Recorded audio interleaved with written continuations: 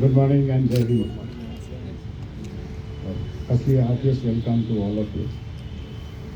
On this auspicious occasion of the 52nd Vijay Divas, a day replete with saga of bravery, I stand before you with a profound sense of gratitude and respect for the fallen brave hearts and veterans and Mukti Yoddhas and the Indian Army. The sacrifice and valor of all those valiant martyrs have not only fulfilled the dreams and aspirations of millions of people by creating a new nation, but has secured an epic military victory that echoes throughout the history. I extend a heartfelt thanks to our distinguished guests from Bangladesh and as also our war veterans whose presence has added significant meaning to this year's celebrations. On this momentous occasion, I also extend warm greetings and felicitations to all ranks, civilians and families of Eastern Command. A special acknowledgement goes to all our friends from the media fraternity for your valuable contributions during 71 war as also all through last 52 years. You all are familiar and aware of how the war started on 3rd December of 1971.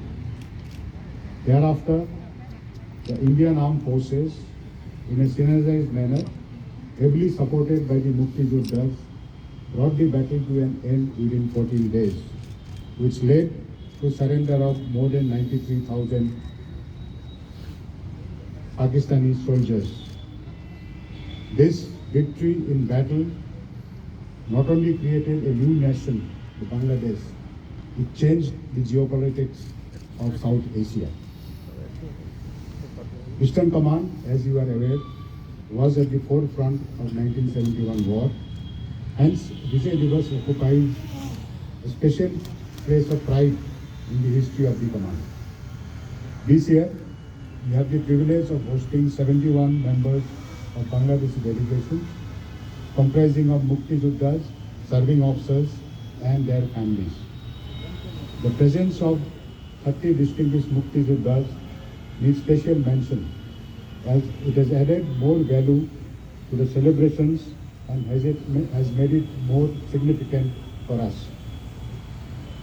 I would also like to take this opportunity to urge you all to spread awareness of this historic war amongst the people, so that the sacrifices of our valiant soldiers and their tales of heroism are forever etched in the collective memories of our citizens. The grand victory of 1971 continues to inspire all ranks of the armed forces, guiding us in our continuous endeavor to maintain vigilance in safeguarding our nation against any potential threat. The highest degree of dedication and commitment towards accomplishment of assigned tasks has kept the Eastern Command fully geared to respond to any challenge. On this historic day and the occasion, I exhort all ranks of the command to rededicate ourselves to the service of our nation and pledge to fulfill our duty with unwavering devotion and commitment. Thank you, and let us together honor and celebrate the spirit of Vijay Divas. Jai Hind.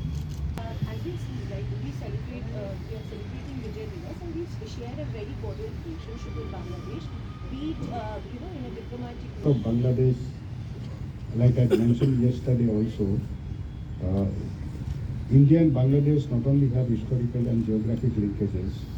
I think the process of birth of Bangladesh or gaining of independence by Bangladesh ensured that there is some sort of an emotional connect between both the countries. That is why I think we share that bond and that friendship. As we have grown, both the countries have developed post-71 in their own trajectory. Bangladesh, you all are aware, has developed economically, politically, and it has become a major power in South Asia. They have followed their own trajectory of growth, like we have followed our own trajectory of growth. And during that process, I think the bilateral relationship have improved. There may be in any sort of relationship there may be certain ups and downs, lows and highs. Those need to be sorted out with communication and cooperation between these two countries. I'm sure we'll be able to work out whatever issues are there and progress towards the peace and development. Not controversial war. One of the swiftest and fastest victories. And now the Ukraine war is going on for more than 1 year. So how has this victory helped Indian Army to evolve so that it can achieve fast and swift action in case of future wars? See, no wars are same or can be, no conflicts can be termed as, similar. Everything has its own challenges, own sort of parameters or rules and conditions are there which are need to be followed. So at that point of time in 1971, it was in our interest to finish off the war at the earliest because of certain other developments which were taking place in the geopolitical domain. And it also, the agony of going through the process of war right from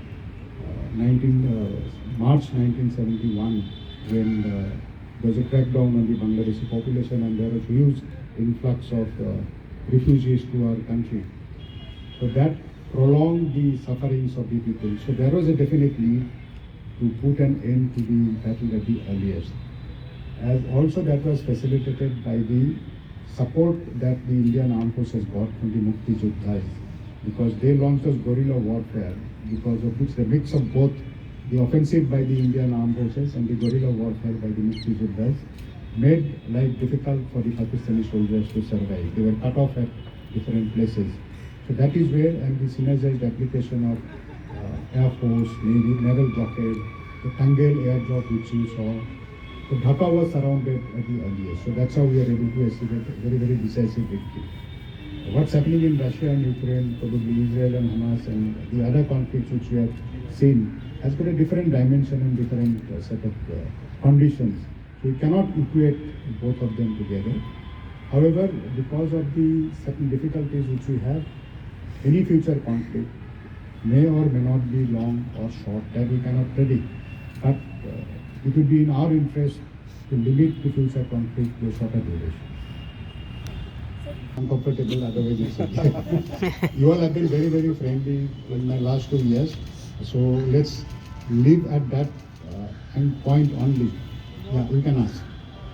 Our region, renaming the Tar region by eastern side of our nation. So will that somehow change the security apparatus or the dynamic in along the LAC as far as Arunachal Pradesh and this part of the theatre is concerned? See, we are very clear about our own territory and what is the area which is occupied by our adversary, that is China, whether it is Tibet or Xinjiang regions. So renaming of any of the region which is under their occupation is not going to impact our preparation for safeguarding our interest or safeguarding our national integrity and territorial integrity. Sir, this Northeast experienced some months of turbulence. What is your assessment? Yeah, Manipur, you all are aware of this post, the violence that broke out on 3rd of May this year. Thereafter, when we were called in to help the Manipur police and the CAPF to ensure law and order, so Army and Assam Rifle were called in and we tried our best in a synergized manner, working together with the state government and all other authority stakeholders. And within about 7 to 10 days, we were able to establish some semblance of, law and order situation was brought under control. Thereafter, there has been certain sporadic incidents which have led to certain escalations at times, but there are a lot of dialogue which are going on at different levels. And we are also launching proactive operations in concert with the state police and the CAPF who are deployed there. and we have been able to control the violence to a large measure. But because of the large number of weapons that are available on both sides, onto the both communities, as also the instability which is there in Myanmar just across the border, has got certain implications within for the situation in Manipur. So there are some possibility of sporadic incidents of violence taking place, but our aim has been to control that to a large measure. And while the peace and reconciliation process is being carried out by the central government and the state governments, our focus has been on reducing the violence parameters. And you would have come to know that yesterday that long pending point of transportation of the mortal remains of the people who died during the violence, that have been carried out. They have been carried out to Churachandpur and Kankopti. And in the Kankopti, about 19 mortal remains have already been cremated. And the balance, I think, in couple of days, they are undergoing a process. And in Churachandpur also that burial ceremony will be held shortly. I am positive that things will improve. How long will it take? To such issues, which has got a lot of historic issues, which have lot of legacy issues, you know, that thing between two communities, that's going to take some time. It's very difficult to put a time limit to that. Chinese government, they have started construction, and it is pretty clear that Bhutan government has also allowed them to build that construction or go ahead with those construction. So does that thing change any scenario with the equation of India, Bhutan and China in northeastern sector with this new infrastructure coming up in northern Bhutan? As far as the relationship, the impact on relationship, what you asked about is concerned, I'm not going to put a comment on that. But what I would like to state is that as far as our own national interest is concerned, our territorial integrity is concerned, we are fully prepared, and we have situation under control in the tri-junction areas and the border areas. Thank you, sir. Thank you, sir.